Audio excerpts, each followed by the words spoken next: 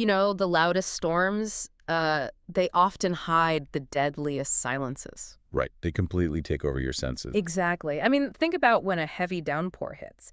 You're mostly just focused on the sheer noise of it all. The thunder rattling the window panes, the wind whipping down the street.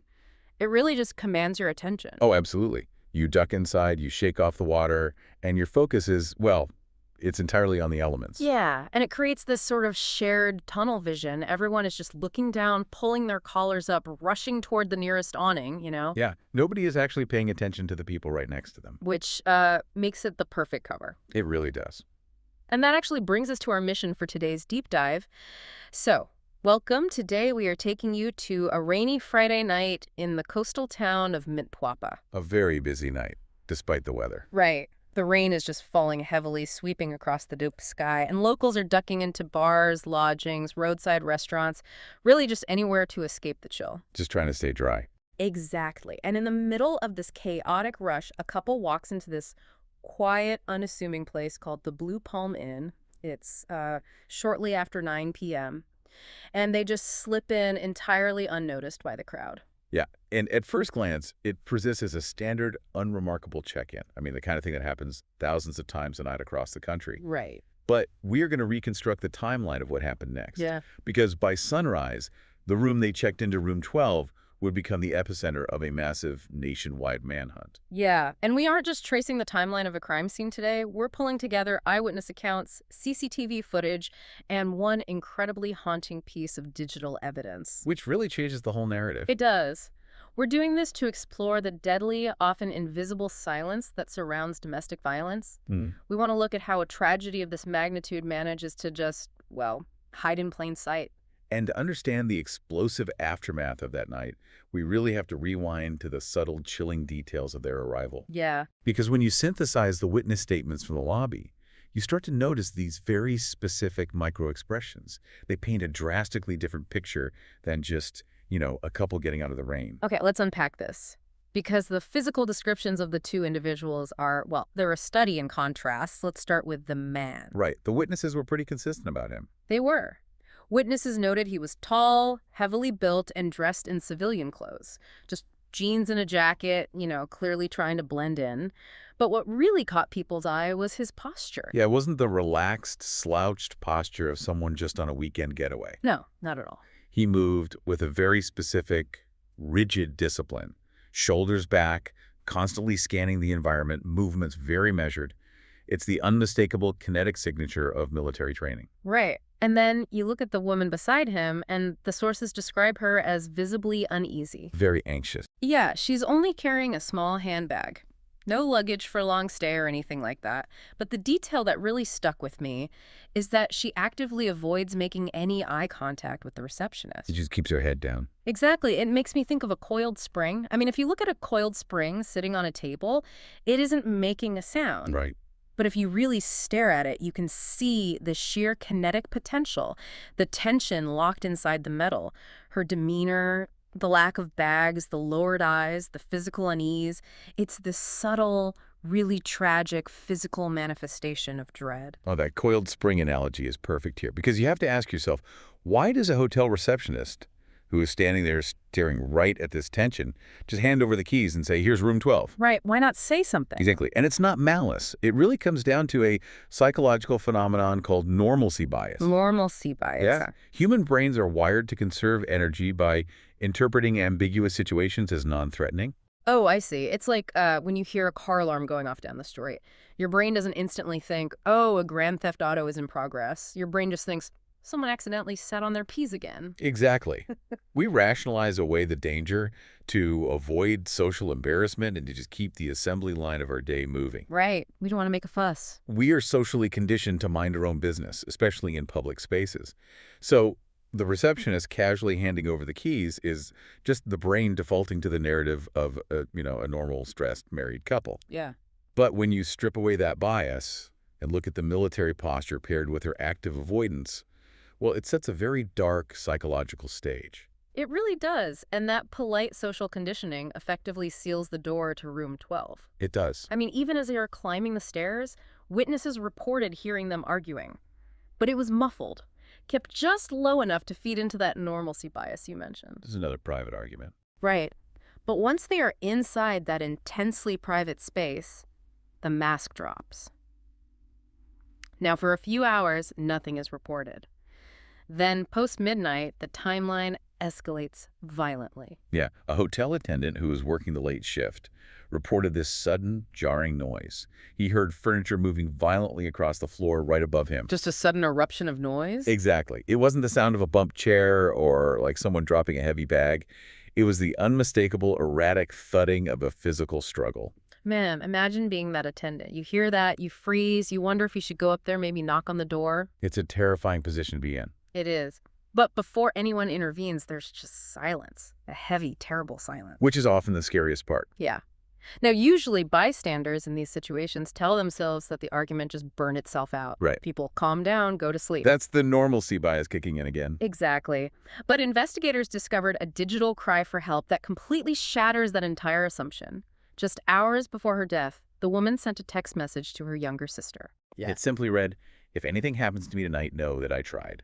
What's fascinating here is, well, fascinating in a very tragic way, is the profound weight of that single sentence. It really cannot be overstated. No, it can't. When we analyze the psychology of victimhood, there is often this desperate hope that things will just calm down, that the abuser will snap out of it. Right. But this text message, it is an active, in-the-moment threat assessment. She is evaluating the shift in his baseline behavior and concluding that her survival is entirely out of her hands. Which, I have to say, completely destroys the narrative of a sudden, unpredictable crime of passion. Yes, absolutely. Because I read some of the early reports where bystanders assumed it was just a normal argument that tragically got out of hand in a split second. But she wasn't caught off guard by a momentary loss of temper. No, she saw it coming. She had an acute, terrifying awareness of her imminent danger. I mean, she was using her phone to document her own vulnerability because she knew she was trapped. It shifts the entire framework, doesn't it? From an impulsive, unforeseen mistake to a deeply anticipated tragedy. It really does. And unfortunately, that terrible silence that fell over room 12 wasn't just the end of the violence. It was the cover for the suspect's methodical escape. Yeah, and here's where it gets really interesting, just from an investigative standpoint. At around 4 a.m., the CCTV cameras at the Blue Palm Inn pick up the man. And he's alone. He is leaving the hotel entirely alone. He's got a cap pulled low over his face, clearly obscuring his features from the overhead lens, and he's carrying a black duffel bag. And he isn't rushing. No, he doesn't run. He just walks calmly out into the pre-dawn darkness, gets onto a parked motorcycle, and disappears into the rain. You really have to contrast that calm, measured walk to the motorcycle with what housekeeping discovers just a few hours later. Yeah, it's night and day. They knock on room 12 in the morning. No response. Yeah. They knock again. Finally, the cleaner uses a spare key, pushes the door open, and instantly screams. Look, I need to jump in here. Because when I read the crime scene report, I had a really hard time squaring it with that 4 a.m. CCTV footage. It is a massive disconnect. It is. The scene left behind is described as absolute devastation. The woman is found motionless beside the bed.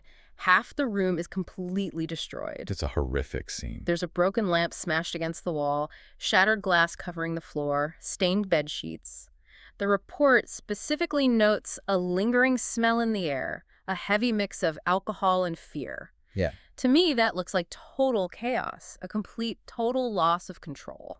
So doesn't that actually support the idea of an argument that accidentally escalated into a chaotic frenzy rather than a calculated, cold-blooded I act? get that. It looks like chaos, yes. But you have to look at what happens the exact second the chaos ends. Okay. This speaks directly to the psychology of compartmentalization, which is heavily, heavily drilled into military training. Inside the room, the event was emotionally charged and incredibly violent. But the moment the fatal outcome was reached, a switch flipped. The suspect didn't flee in a blind panic, leaving his belongings behind or running wildly down the hall. Right, he packed a bag. He engaged a cold, operational mindset. He secured his gear. He lowered his visual profile with the cap. He maintained a measured walking pace so as not to attract any attention from the night staff. Wow. And he used a pre-planned exfiltration vehicle. He may have lost control during the act of violence itself, but his exit strategy was executed with absolute chilling control. That is just so unnerving. And the police, they arrive minutes after that scream from housekeeping. They seal off the hotel, string up the tape. but the suspect is already hours ahead of them. Long gone. Yeah, and this physical escape instantly triggers a massive volatile reaction across the country. Because by midday, the police aren't just processing a physical crime scene, they are battling a flood of public rumors. If we connect this to the bigger picture, this is where we really see the profound dual-edged sword of social media in a modern criminal investigation. Oh, absolutely. By noon, the public mobilizes online. Rumors spread rapidly that the suspect is specifically a KDF Kenya Defense Forces soldier stationed at a nearby military camp. And the background whispers start pouring into the comment sections too. Neighbors and acquaintances are alleging a troubled marriage, jealousy, accusations of infidelity, and a history of domestic fights. All comes spilling out. It really drives home the reality that domestic violence is often a public secret. I mean, the neighbors knew. They were whispering about it over fences for months. But it only transforms into a public outcry when it's far too late. And the digital sphere accelerates everything. Because that text message the victim sent her sister, the "Know That I Tried" message, it leaks to the press and just spreads like wildfire. Yeah, everybody saw it. The nation reacts with absolute shock and anger. And that public pressure forces detectives to immediately escalate from a local homicide investigation to a massive nationwide manhunt. They had no choice. They mount roadblocks across multiple counties. Officers are physically boarding and checking passenger buses. They're sweeping roadside lodgings and monitoring the border routes. Photos of the suspect are circulating on literally every smartphone in the country. So put yourself in the shoes of the investigators for a second. You have a mobilized public, a nationwide dragnet, checkpoints on the highways. Right. How does someone physically evade that? Does his specific KDF military training actually give him the tactical edge to slip through a net that tight? Absolutely. Evading a modern dragnet isn't like, hiding in the woods 50 years ago. It requires actively defeating modern surveillance. Right. There are cameras everywhere now. Exactly. Yeah. First, he likely abandoned his primary electronic devices immediately to prevent cell tower triangulation. If the police can't ping your phone, they lose their quickest, most effective tracking tool. That makes sense. Second, you abandon predictable transit patterns. You don't go to the bus station. You move at night. You utilized terrain masking. Terrain map. Yeah, basically staying off the main arterial roads where the roadblocks are set up, and instead sticking to secondary dirt roads or footpaths where police aren't looking. Man, which perfectly explains the near miss that happens 3 days later. Word emerges that the suspect has been spotted in a remote town near the Tanzanian border. Right. It looks like the dragnet is finally closing in.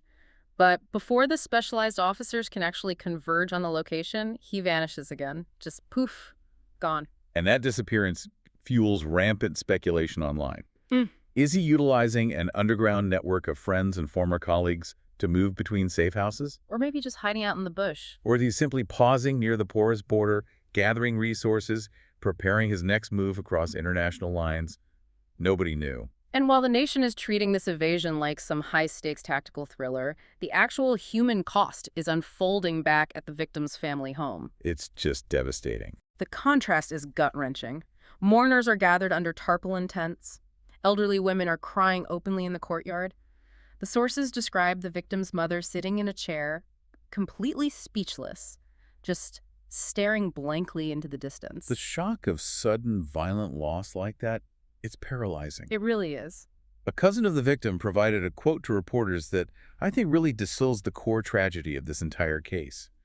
They whispered, "She was suffering quietly. We just didn't know it had reached this point." We didn't know it had reached this point because the escalation of abuse is systematically designed by the abuser to stay hidden behind closed doors. Exactly. Or behind the muffled sounds of a normal disagreement on a hotel staircase. Right.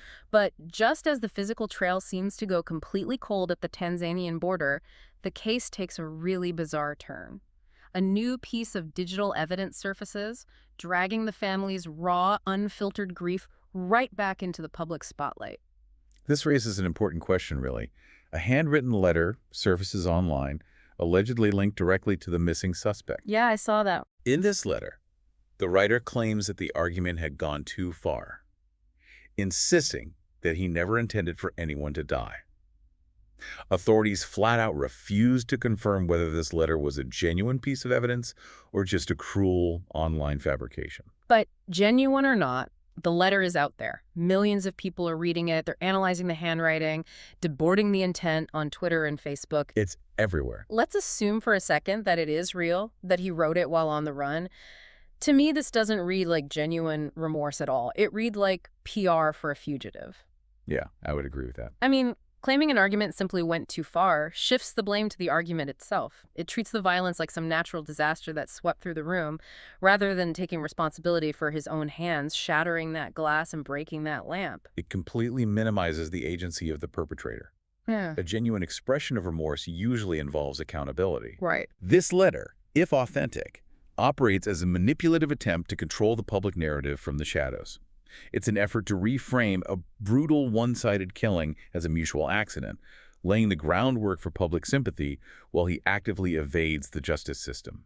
So what does this all mean for the people left behind? I mean, we can analyze the timeline, we can dissect the military evasion tactics, we can debate the digital noise of the apology letter. But it doesn't change what happened. No.